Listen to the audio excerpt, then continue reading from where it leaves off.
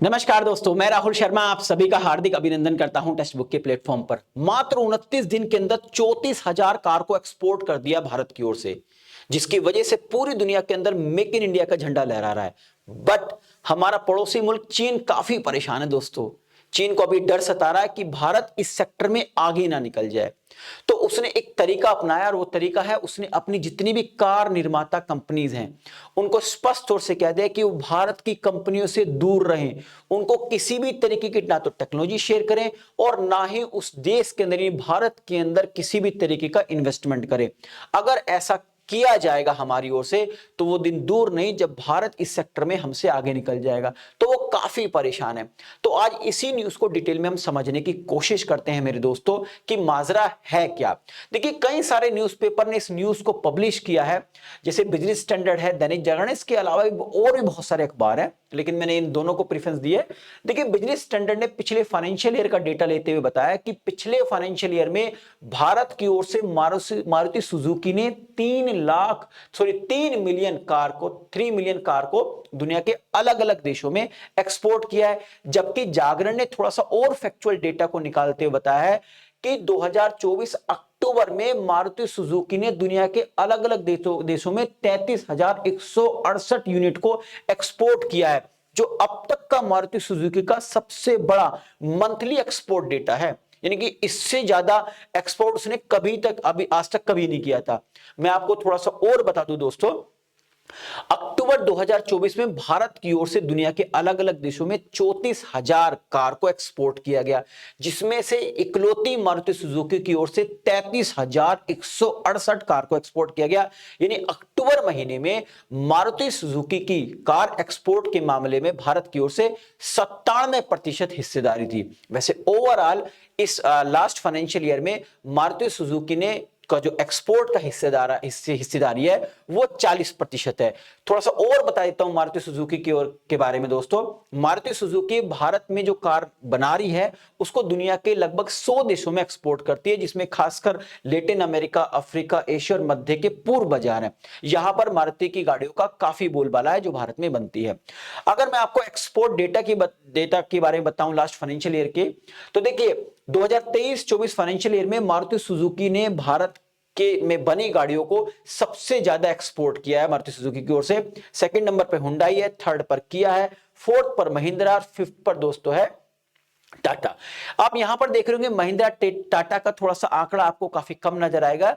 But दोस्तों ये जो दोनों गाड़ियों की निर्माता कंपनियां हैं इनकी डिमांड बेसिकली डोमेस्टिक मार्केट में ज्यादा है, और यंगस्टर तो महिंद्रा की जो थार है या स्कॉर्पियो है ना उसको काफी पसंद करते हैं। पसंद तो मारुति को भी किया था, बट यंगस्टर में ज्यादा थार और टाटा की गाड़ियां ही पसंद की जाती हैं। तो मारुति सुजुकी टॉप पर रहा पिछले फाइनेंशियल ईयर 2023-24 में गाड़ियों को एक्सपोर्ट करने के मामले में। अब दोस्तों जैसे ही आंकड़ा इनके सामने आया कि पिछले 29 दिन के अंदर चीन के सामने आया कि पिछले 29 दिन के अंदर भारत की ओर से लगभग 34,000 कार को एक्सपोर्ट किया गया, तो उसकी नींद उड़ गई। उसने तुरंत ही एक मीटिंग करी चीन की जो कार निर्माता कंपनियां, उनसे कहा कि किसी भी तरीके की टेक्नोलॉजी भारत के साथ ना तो शेयर करो और ना ही भारत में किसी भी तरीके का इन्वेस्टमेंट करो। और जो चीनी कंपनी है, जो भारत की कंपनियों के साथ जिनका कोलैबोरेशन है, जैसे एमजी मोटर्स के साथ चीन की कई सारी कंपनियों का कोलैबोरेशन है, तो उनसे कहा कि आप इस तरीके के प्रोडक्ट बना के भेजिए ताकि जो वो प्रोडक्ट केवल इंडिया के अंदर असेंबल किए जा सके, इंडिया के अंदर उनको ओपन ना किया जा सके, उनकी टेक्नोलॉजी को देखा ना जा सके, इस तरीके से प्रोडक्ट को भेजिए। उसको बोलते हैं दोस्तों नॉकडाउन किट्स। नॉकडाउन किट्स का मतलब है कि बस जो भी पार्ट्स आएगा वो फाइनल आएगा, उसको आके बस यहां पर असेंबल करना है। तो क्लियर बोल दिया गया है। मैं आपको बता दूं दोस्तों, चीन ने अपने कार निर्माताओं को भारत में कोई ऑटोमोबाइल से जुड़ा निवेश ना करने को कहा है, बिल्कुल स्पष्ट तौर से कहा दिया है। क्यों कहा है? क्योंकि ये ग्राफ देखिए आप दोस्तों, ये आपको ग्राफ दिख रहा होगा, ये लास्ट फाइनेंशियल ईयर का डेटा है जिसमें बताया कि एक्सपोर्ट चीन ने लास्ट फाइनेंशियल ईयर में 27,78,000 गाड़ियों को, कार को एक्सपोर्ट किया दुनिया के अलग अलग कोनों में, जबकि भारत ने 25,28,248 कार को दुनिया के अलग अलग देशों में एक्सपोर्ट किया है। यानी कि डेटा में ज्यादा अंतर नहीं है, मात्र 2 लाख के आसपास का गैप है। इसी की वजह से चीन परेशान था।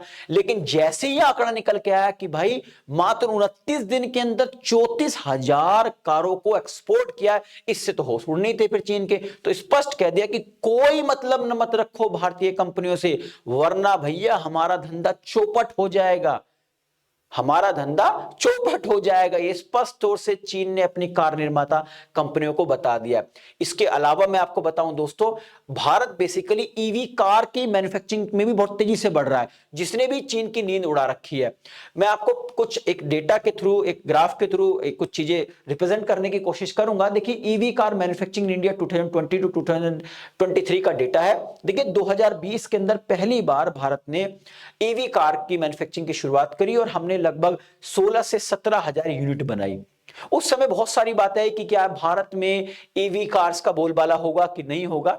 लेकिन दोस्तों 2021 में कोविड के टाइम थोड़ा सा हम इसमें डाउन गए, लेकिन 2023 के आते आते तक हमने लगभग 1.5 लाख के आसपास ईवी कार्स का निर्माण किया और उनको सेल भी किया। और 2024 में तो ये आंकड़ा कई गुना बढ़ चुका है। और भारत सरकार का यह मानना है कि हम 2040 तक भारत के अंदर से पेट्रोल और डीजल कार की जो प्रेजेंस है वो बहुत कम कर देंगे, ना के बराबर कर देंगे। यानी जिससे हमारा जो बैलेंस ऑफ पेमेंट है और करंट अकाउंट है उसमें भी थोड़ी सी हमें फायदा मिलेगा, हमें रियायत मिलेगी, मदद मिलेगी। क्योंकि जिस तरीके से हम क्रूड ऑयल, कच्चा तेल लगातार दुनिया के अलग अलग देशों से खरीद रहे हैं, हम अपनी टोटल रिक्वायरमेंट का लगभग 60% कच्चा तेल खरीदते हैं, जिससे एक बहुत बड़ी विदेशी मुद्रा, हमारा जो अमाउंट है वो दुनिया के अलग अलग देशों में चला जाता है। तो यानी कि ईवी व्हीकल्स की ओर भी हम बढ़ रहे हैं, यानी कि जो इंडिया की जो इकोनॉमी है वो ट्रैक पे है इन कार की बदौलत। और जैसे ही आंकड़ा चीन के सामने है तो चीन का परेशान होना लाजमी था मेरे दोस्तों। तो चीन परेशान और उसने अपनी कंपनी से स्पष्ट तौर से कह दिया कि don't share any technology, technology share करोगे तो मारे जाओगे।